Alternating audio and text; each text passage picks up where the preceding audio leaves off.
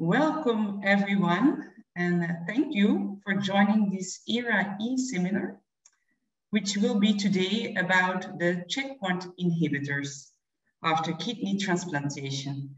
Can we treat the tumor and save the graft? My name is Hellemans. I'm a transplant nephrologist from Antwerp, Belgium, and member of the DESCaRTES board. So it is a great pleasure for me to introduce today's speaker, Professor Umberto Maggiore. He's the head of the kidney transplant unit at the University of Parma. He has a special interest in cancer after transplantation, has been involved in several working groups on this topic, and he recently published a very nice review in Transplant International on the safety of chemotherapy and immune therapy in kidney transplant recipients. So today he will tackle the difficult issue of immune checkpoint inhibitors after kidney transplantation. So Umberto, the virtual floor is yours. Thank you, Rachel. Topic is cancer and kidney transplantation, checkpoint inhibitors after kidney transplantation. Can we treat the tumor and save the graft? This is my disclosure. I have no disclosure. And this is the topic outline. I will start with an introduction concerning checkpoint inhibitors, a brief background, and also addressing the problem in outside the transplantation, because that, in my view, helps a lot in addressing the problem in the setting of transplantation. So I will talk about checkpoint inhibitors induced immune-mediated diseases and acute interstitial nephritis, and also the use of concomitant nephrotoxics and anti-cancer drugs. The second part of my talk will be about the problem of acute rejection and of managing immunosuppression to optimize the balance between graft rejection and tumor response. What are the risks and consequences of rejection, the evidence from observational studies, and then I will address the question that whether should we keep immunosuppression to prevent rejection, and we will refer to the recent phase 2 single-arm trial that has been published in last July. And finally, I will touch upon the topic of how should we treat rejection, whether we should continue or not checkpoint inhibitors treatment despite rejection. So checkpoint inhibitors. Background: after being originally successfully used for the treatment of metastatic melanoma and lung cancer, checkpoint inhibitors are now showing to be effective in an increased range of cancer types that are resistant to traditional treatments, such as skin, Merkel cell carcinoma, melanoma, triple negative breast cancer, bladder, kidney, lung, liver, microsatellite instability with efficient mismatch repair colorectal cancer, and recurrent Hodgkin lymphoma. This is the example of the efficacy of checkpoint inhibitors. It shows a 62-year-old patient at baseline with multiple bumps of squamous cell carcinoma on his scalp that dissolved after 6 weeks of treatment with cemiplimab, like snow in the sun. So what is the rationale of using checkpoint inhibitors? Checkpoint inhibitors engage the patient's own immune system against the tumor by using T cells as anti-cancer drugs. Checkpoint inhibitors can be highly efficacious in transplant recipients suffering from cancer, as they unleash T cell immune responses against cancer cells that are impaired because of the anti-rejection treatment. Theoretically, could it be even more efficacious in solid organ transplant recipients compared to non-solid organ transplant recipients? Basically, there are two types of checkpoint inhibitors, the CTLA-4 inhibitors and the PD-1 and PD-L1 inhibitors. CTLA-4 inhibitors promote priming of T cells in lymph nodes, while PD-1 and PD-L1 rejuvenate exhausted T effector memory cells in peripheral tissue. This figure represents the mechanism of action. It shows the antigen-presenting cells that present the cancer antigen to the T cells. And upon engagement of the costimulatory molecule CD28, they prime T cells to become effector memory T cells. However, in conditions like the absence of inflammation and acute injury, as occur in physiological condition and also in cancer, rather than engaging the CD28, it engaged the CTLA-4 on T cells, and this prevent T cells from being activated and differentiating to T effector memory T cells. So the anti-CTLA-4, by binding CTLA-4, cause priming of lymph nodes of T cells. Upon activation, these T cells migrate in the circulation where they encounter cancer cell in the peripheral tissues, where they reactivate against the cancer cell. However, there are ongoing mechanisms of modulation of the immune response that are physiologic, because they prevent that every inflammatory stimuli can cause an unstoppable reaction that could be life-threatening, unstoppable inflammatory reaction. There are the two mechanisms, the regulatory T cells and also the engagement of PD-1 by the PD-1L1 receptor of the cancer cell.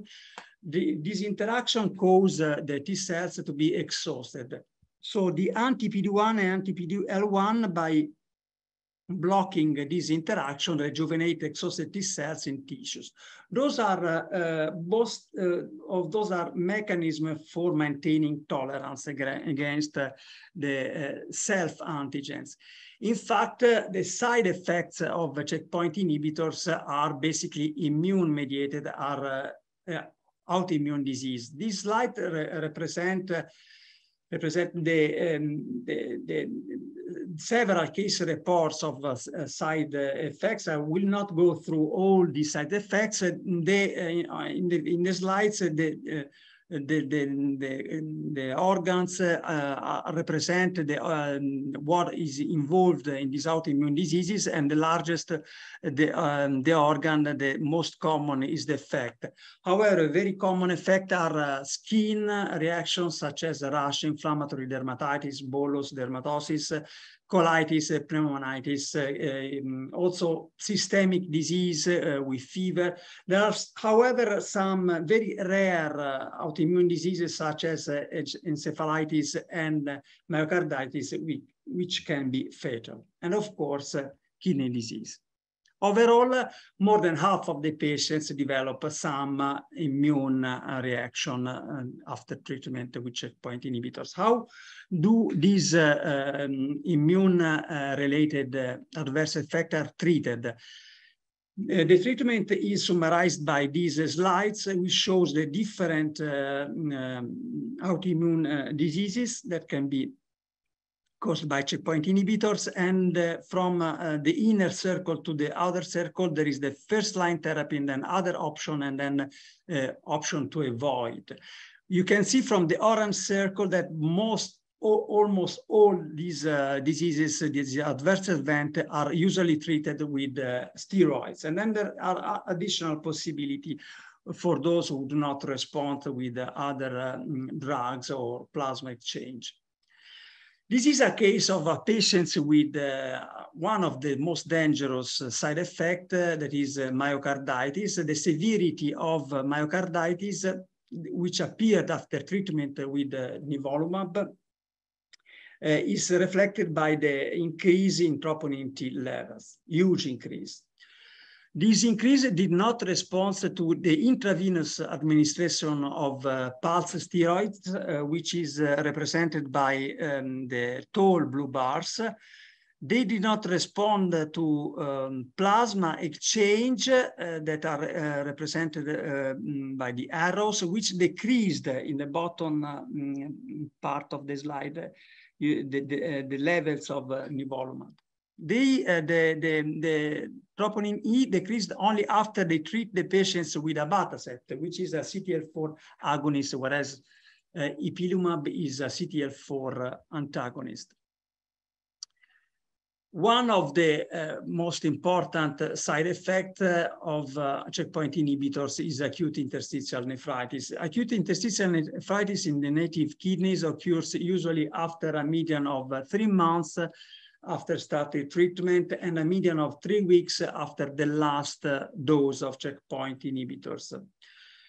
It is the most common side effects of renal side effects of checkpoint inhibitors. It has nothing special. Sometimes can be a granulomatous interstitial nephritis.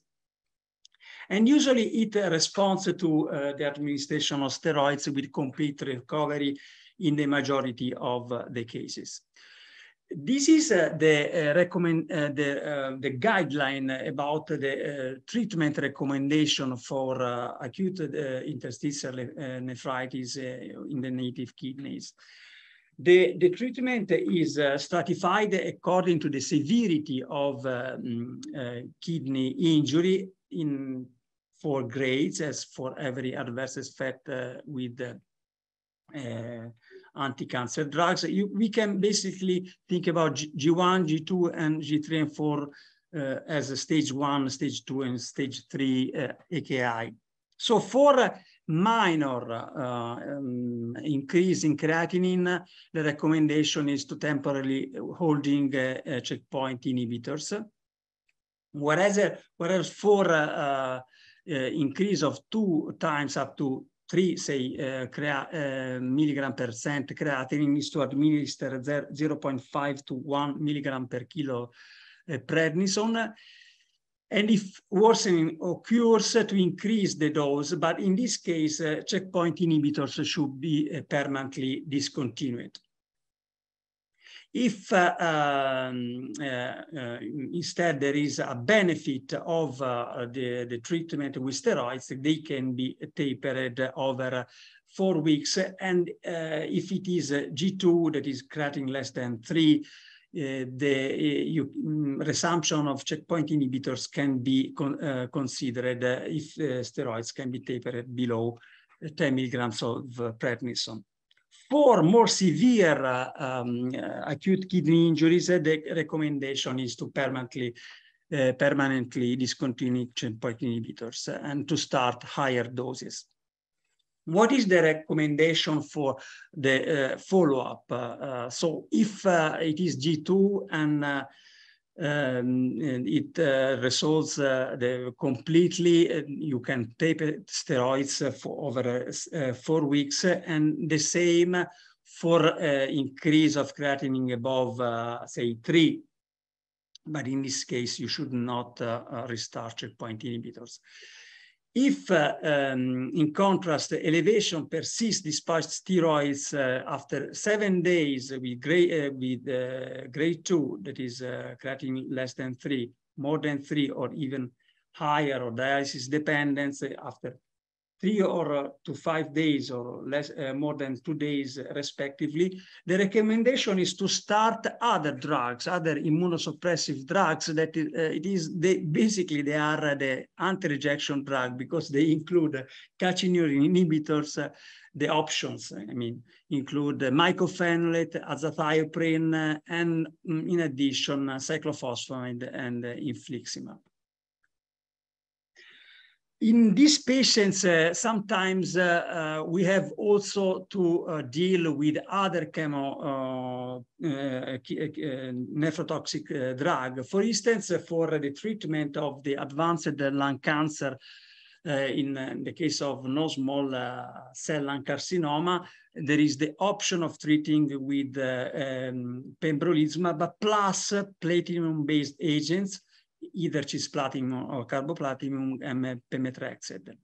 If we see the mechanism of kidney toxicity of the various anti-cancer drugs, platinum-based compounds and pemetrexed have a high toxicity toward the proximal convoluted tubule.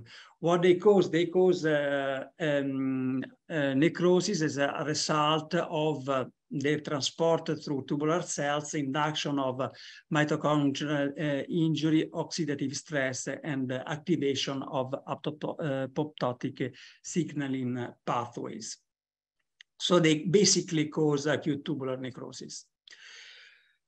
If the patient is taking both checkpoint inhibitors and this drug causing acute tubular necrosis, how can we deal, can we approach with these patients? There is a nice recent study, retrospective studies, which shows the incidence of AKI comparing patients with non-small cell lung carcinoma taking pembrolizumab monotherapy or triple therapy, that is pembrolizumab plus platinum-based agents and pemetrexed. We can see that the incidence of stage 2 and stage 3 AKI is basically the same. If we see the biopsy, almost all the patients in both groups develop acute interstitial nephritis, and there was a tendency of more ATN in patients taking the triple therapy. However, the acute interstitial nephritis predominates. It is interesting to note that dexamethasone is commonly administered with each cycle of triplet therapy, but not with pembrolizumab. So when we move to the kidney transplant recipients, we have an additional problem, that is kidney rejection. And distinguishing between an acute interstitial nephritis and kidney rejection is not easy, especially if the kidney rejection is only a T-cell mediated rejection, not a mixed rejection. There is a recent paper trying to provide a method to distinguish between these two entities based on the transcripts. These two transcripts are very highly significant and could identify patients with rejection and distinguish them from patients with acute interstitial nephritis. But this is not something that is available in the current practice. In the current practice, we have the problem that rejection occurs, and it occurs because, unfortunately, as shown in this case of a patient with squamous cell carcinoma who received treatment with nivolumab, from the biopsy, it is clear from panel E and F that PDL1 and 2 are expressed on the endothelial cells of the graft. PD1 is expressed on the T cells in panel G and panel H, which are highly proliferating, and this causes a severe panel A endoarteritis and a mixed rejection in many cases with deposition of C4D within the intima, and also a glomerulitis in addition to interstitial nephritis and peritubular capillaritis. When does this catastrophe starts after the treatment?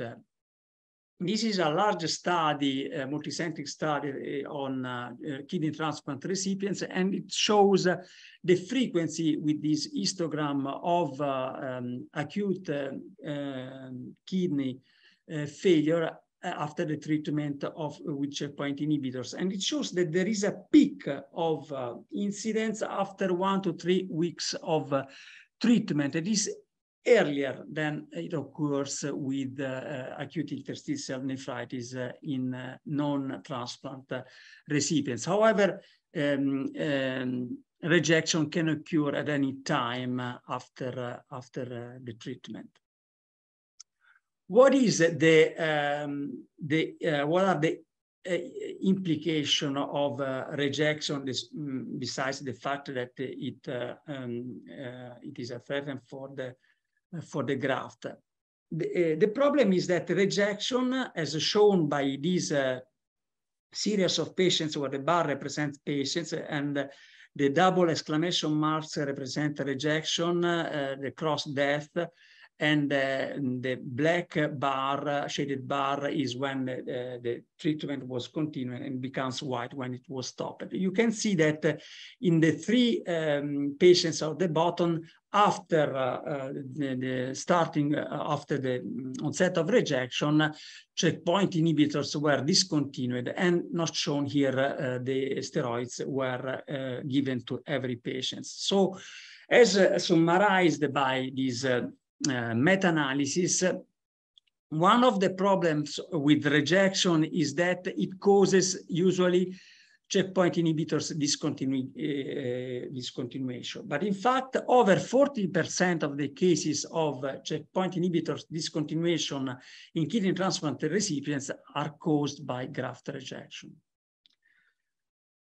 One may wonder what would have occurred to tumor response and to patient survival had the patients continued checkpoint inhibitors despite rejection, and whether is the breadth of tolerance against the graft associated with the breadth of tolerance against tumoral rejection. So maybe rejection is a proxy of checkpoint inhibitor efficacy. So stopping them with stopping the treatment with them and giving immunosuppression may be loss of the opportunity to treat the cancer.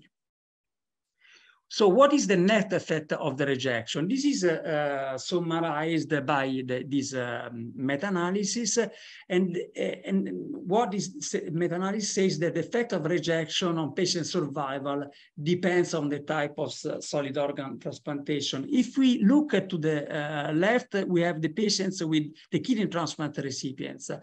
Here, the rejection seems that do not matter, that does not affect survival. But in fact, it may be that rejection may reflect checkpoint inhibitors induced cell recovery and breadth of tolerance against non-self antigens promoting anti-tumor response. And on the other hand, rejection by leading to checkpoint inhibitors withdrawal and to immunosuppression increase may nullify the effect of checkpoint inhibitors and eventually cause progressive disease. So this mechanism offsets with each other, and there is a neutral effect. But that is not the case with the heart and liver transplant recipients, because in that case, rejection is life-threatening. Those are life-saving organs. They cannot resort to dialysis, those patients.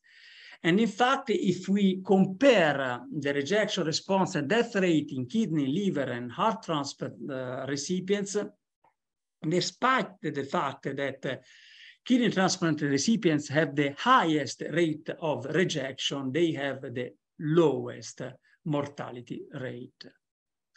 However, although rejection for kidney transplant recipients is not immediately life-threatening, it is bad anyhow, and we should try to avoid it. So one of the major questions is how should maintenance anti-rejection treatment be reduced in order to let checkpoint inhibitors fully unleash T cells against cancer? So to avoid giving drugs that can stop our T cell to exert the anti-cancer effect. And on the other hand, how should maintenance anti-rejection treatment be reduced to minimize the risk of rejection? A great deal of emphasis has been put on the use of mTOR-ihibitors in regimens such as the one shown in this in this table, which is based on starting high-dose steroids 1 week before starting checkpoint inhibitors, and then giving mTOR inhibitors with high target level, 10 to 12 milligram per milliliter. This was a patient who did not develop rejection. There is one case report in which a patient who developed rejection was saved by treatment with mTOR inhibitors, and they showed that they could reverse rejection, but this treatment did not affect the anti-cancer efficacy of checkpoint inhibitors. They searched for the circulating subset, and they found the interferon gamma positive, CD4 positive cells that were increased, and probably they promoted the anti-PD-1 efficacy. So the result might indicate that sirolimus has the potential to uncouple anti-PD-1 therapy, toxicity, and efficacy. There is an additional study, it is the same one that I showed before, that found that, analyzed the data retrospectively, they found that mTOR inhibitors can reduce by 22% the odds of acute rejection, which is a marginal reduction. In fact, because the odds is the reduction in the risk would be even less. But the problem with this study is that the patients who took mTOR inhibitors kept a high level of mTOR inhibitors that could be efficacious against rejection, and because they were close to the anti-rejection level, then that of tacrolimus, which was kept low. So this might have confounded the effect of mTOR inhibitors. But in fact, the same meta-analysis that I showed you before doesn't see any signal of an efficacy, especially efficacy of mTOR inhibitors. The risk of rejection in general is best prevented by maintaining any anti-rejection drugs other than steroids. But however, not every patient has the same risk of developing rejection. This meta-analysis showed that the risk is tenfold more frequent in patients with previous history of rejection and in those treated with checkpoint inhibitors within 8 years from transplantation. On the other hand, this meta-analysis showed a non-significant but numerical trend of progression-free survival being better in those patients who were left on steroid only. So let's move to this recent trial. This trial that starts from the premise that maybe early immunosuppression withdrawal, it is the cause of this unacceptable high rejection rate. And maybe in contrast to what I showed before, the reduced risk of acute rejection is not only important for the kidney, the graft, it might also cause reduced withdrawal rates of checkpoint inhibitors and eventually better tumor response. So they tested the hypothesis that not reducing maintenance immunosuppression would be beneficial. This is, however, a phase 2 trial, a two-stage phase 2 trial that is designed in this way. There is a first stage on 15 patients. If there is enough benefit, then the trial will go through a second stage, and if there is enough benefit, then we are ready to a phase 3 trial with a control group that this trial did not have. They also planned 2 safety interim analyses at 8 and 15 patients, but eventually had to stop the trial because of the COVID pandemic after 13 patients. This is so the general hypothesis that checkpoint inhibitors, that is nivolumab, should not be reduced. They enrolled this kind of patients with stable creatinine below 2.0 milligram percent, patients without donor-specific antibodies and with any kind of anti-HLA antibodies with MFI below 4,000. And then patients with a good performance status. So basically, the category was of stable graft function and good performance status. The primary endpoint was the absence of the worst combination of outcome, namely irretrievable allograft rejection and no evidence of tumor response. So this is the flow chart of enrollment. They enrolled 13 patients and analyzed additional 4 patients, 2 who received nivolumab outside the trial and 2 other patients who received other checkpoint inhibitors. So the final analysis was on 17 patients. What were the characteristics of the enrolled patients?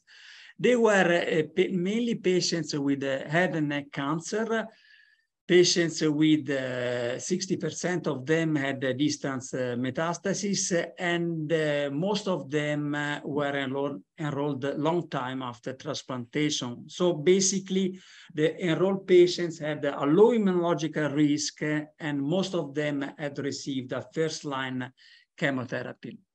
What was the baseline immunosuppression therapy that was not changed? This table shows the maintenance anti-rejection treatment which was kept unchanged during the course of the trial.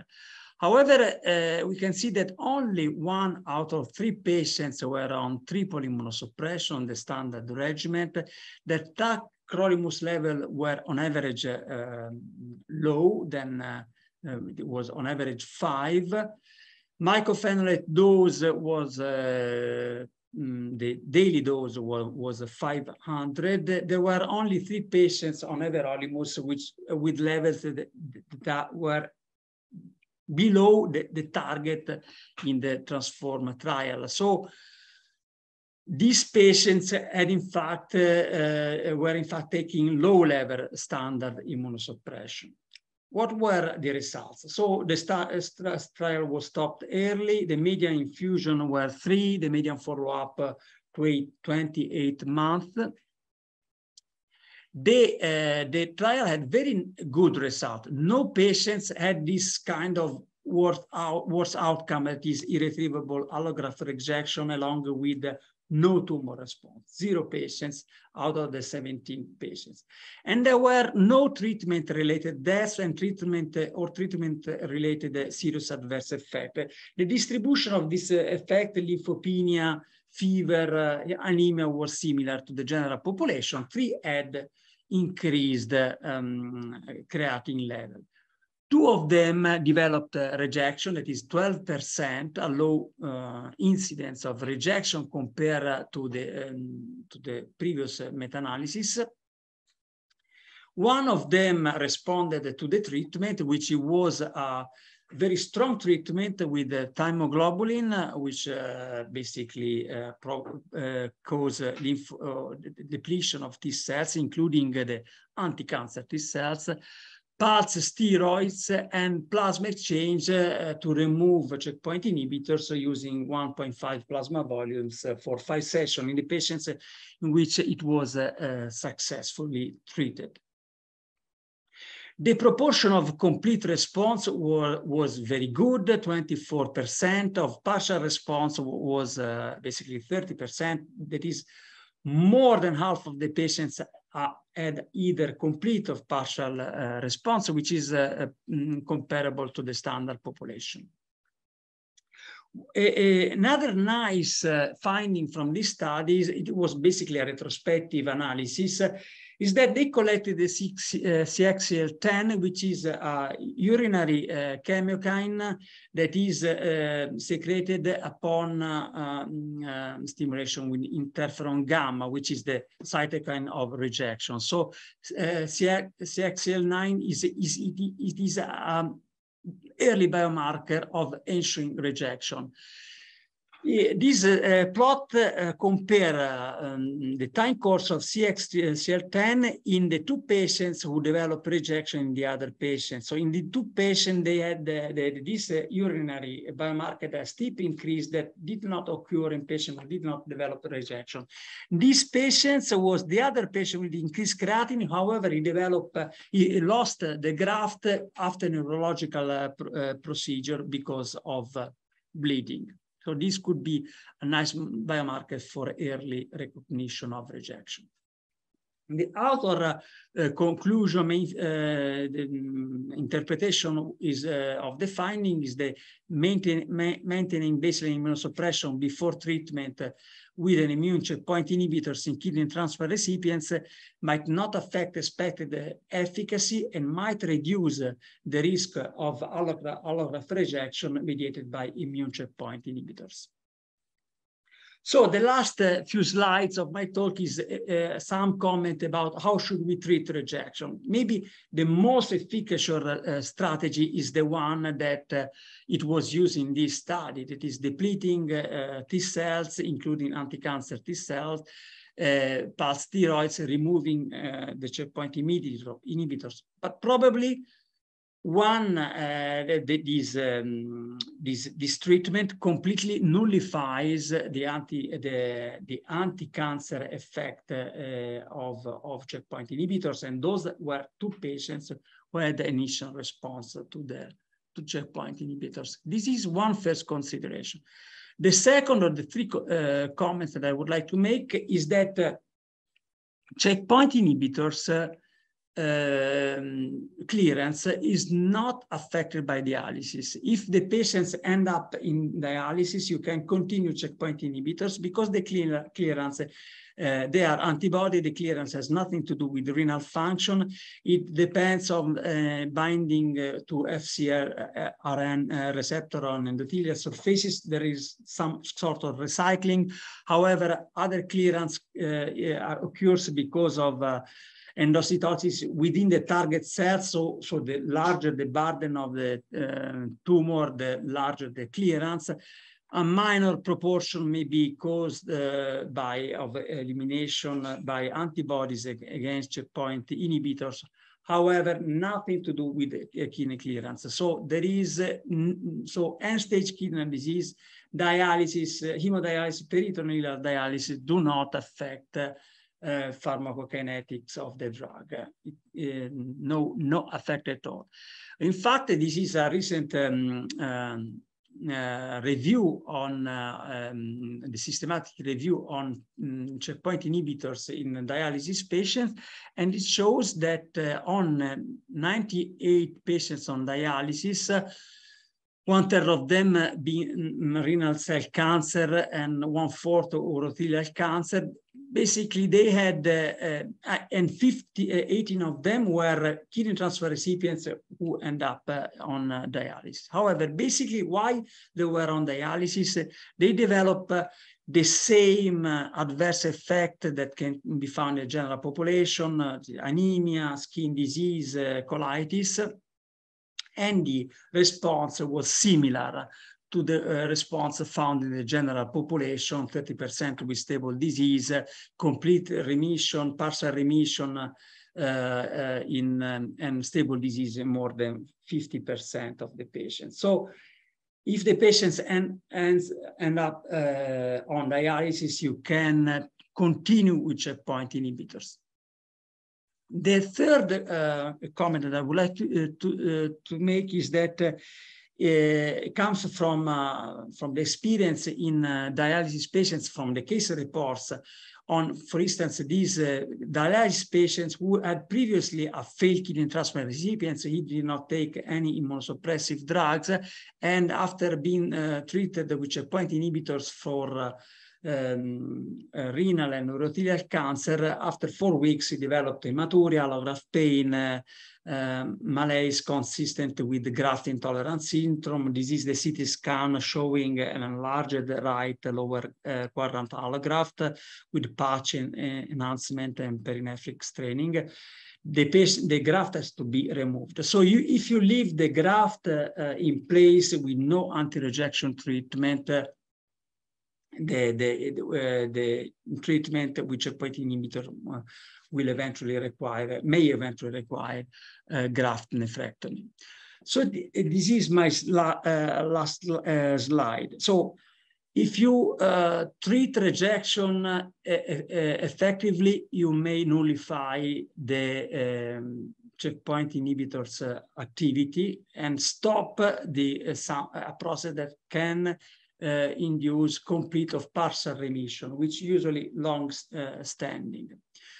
So if the patients start dialysis, you can continue checkpoint inhibitors while on dialysis.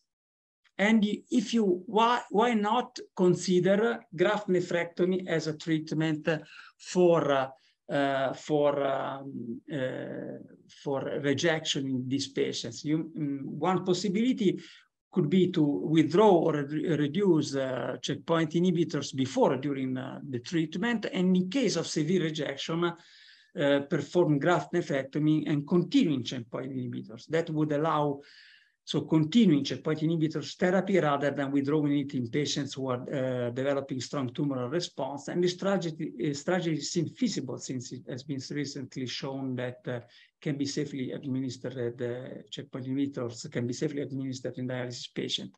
So we may maybe consider this strategy when we discuss the therapeutic option with the kidney transplant recipients who is a potential candidate to checkpoint inhibitors. And I will stop here. Thank you, Umberto, for this excellent overview of what is currently known about the risks and benefits of the immune checkpoint inhibitors in kidney transplant recipients. But what was also clear from your talk is that there are still a lot of uncertainties, so more than enough food for discussion for the last 15 minutes of this hour. So I propose that we start with a panel discussion, which gives you, the live audience, the time to send us your questions in the chat so that we can address them over a few minutes. So in our panel, again, is Umberto, but also Professor Antoine Durrbach has joined us. Professor Durrbach is a transplant nephrologist working in Paris, and he's one of the authors of the systematic review that Umberto showed, published 2 years ago now, which summarized all reported cases of immune checkpoint inhibitor use in transplant recipients. So the perfect guest for us today. So Antoine, first I have a question for you.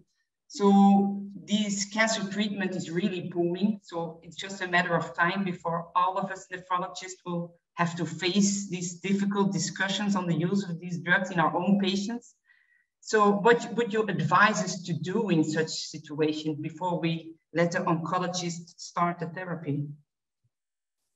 So thank you, Rachel, for the question and for the discussion and to open the discussion. Truly, the situation is, as shown by Umberto, not so simple. And truly, we need to have some discussion together with the oncologist to evaluate the benefit or the potential benefit of the treatment. We have seen that there is some response, complete response and partial response, and not all the cancer will evolve similarly. So we are progressing in the understanding of the response to the different cancer, and the feeling of the oncologist is important. He can say that we are sure that the treatment will totally clear the disease, and in this case, it's a real benefit. In other cases, the situation is less clear, and we can use this treatment as a rescue, but it's not so easy, or we are not so sure that we will have a very good answer or very good response. So that is an important point in the discussion, and the discussion between the nephrologist and the oncologist is very important too. On the other hand, the position of the nephrologist is also important, because in some situations, we know that the situation is quite bad for the kidney. The renal function is not very good. We are at the end of the life of the kidney. And in this case, it's not so important to save the kidney. Although in other situations, truly, we have a very good kidney. It's a living donor. The GFR, it's very nice. And we have to balance that with the benefit of the oncology. And the last people involved in the discussion and in the treatment, it's really the patient, because he will receive the treatment. He has different feeling of the cancer and the kidney. So we have to discuss together with three partners to understand what we can do, if we can have some benefit to cure the cancer or not. And in some cases, the benefit is some very small amounts in additional. So truly, we have to evaluate that and to ask the question to the patient. Some patients refuse absolutely to lose their kidney. Others want to survive and give all the chance to cure the tumor. So it's really important to have this discussion together. And we have not a very clear-cut definition of what to do and what not to do. I hope I will answer to your question. Certainly, exactly. It's really a shared decision-making process. And I guess it's very important to discuss all the possible scenarios beforehand with your patient. It could go very well, very bad. And there's also this in between, what to do when you have a good tumor response, but a hard to treat rejection. Will you sacrifice the kidney? Yes or no? So I guess important to discuss this beforehand. So do you know of any formal contraindication for starting immune checkpoint inhibitors? No, truly there is no formal contraindication. What we can say is that in case of, to evaluate the risk of rejection, because it's relatively frequent, we have observed in the different review done at that time that approximately 40% of the patient will have a risk of rejection. And this risk of rejection is related to several factors. Probably we have to progress in the understanding of this factor, but very classical clinical factors have been highlighted. For example, the duration between the transplantation and the occurrence of the tumor is important. The most longer it is, the best it is, or the less is important, the risk of rejection is less important. The fact that the people have already done an acute rejection will favor the risk of acute rejection by starting the checkpoint inhibitor, for example. So we have several factors, and the fact that there is some signal corresponding to immunization, for example, the presence of DSA, will be also an important point in the discussion. Exactly, yes. So how about reducing the immune suppression just before starting this treatment to have a better chance of an anti-tumor effect? What is your idea about this? Umberto, maybe? Yeah. Antoine? No, you can start if you want, Umberto. Okay. Yes.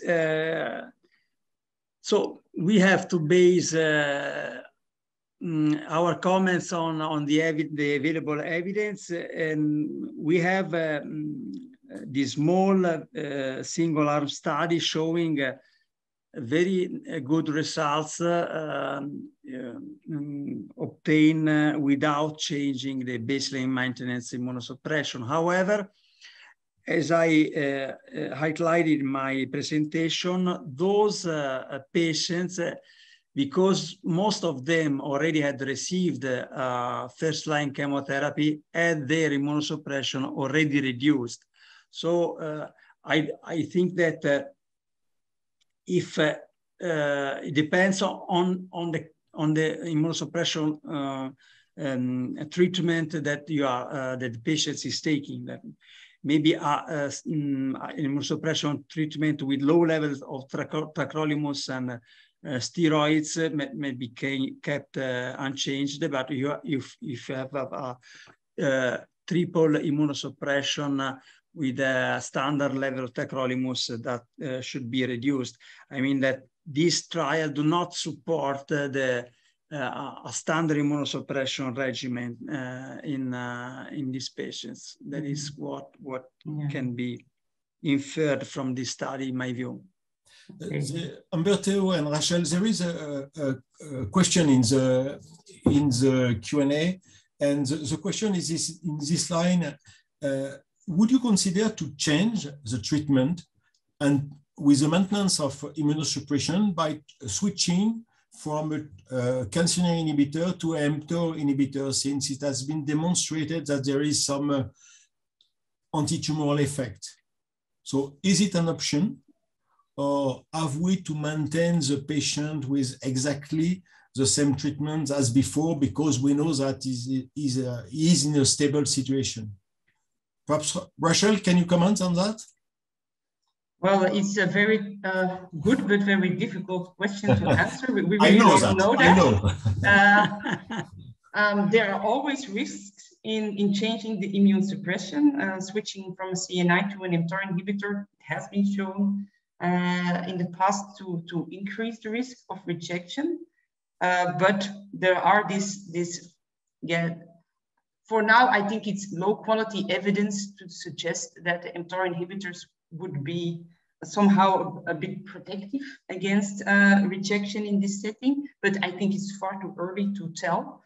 I guess it could be an option, but we don't know if it's safe. I think another possibility maybe in some patients could be, as Umberto said, most of them are already on a kind of minimized regimen for a longer time, and they have been doing well on such a regimen. So to keep that, then to start the immune checkpoint inhibitors and maybe wait for a few weeks to see if you get a tumor response without rejection. In some tumors, you can already expect a response after, let's say, two months or something. So maybe you can wait for a while to see if it works. If it works without rejection, very good. If not, you could consider reducing the immune suppression step by step and see what happens. Of course, I think you can only do this in cancers where you expect a rapid response, and also in patients where you have the time to wait for this, if they're in good overall condition, for example. Umberto, one additional comment? Yes, I think that based on the available evidence, it is definitely an option. However, it should not be regarded as the default treatment, because there is no evidence out there that you should do that in every patient. So it depends on the preferences and the risk profile and the side effect of the treatment, maybe surgery, recent surgery, or many other things that could be taken into account. So it is a good option, but it is not the default, in my view. Okay, there's another question from the audience. Maybe it will be the last one. Unfortunately, we cannot address them all. There's this question about what about donor-derived cell-free DNA as a marker of graft rejection in the context of immune complex checkpoint inhibitors. Umberto, could you comment on that?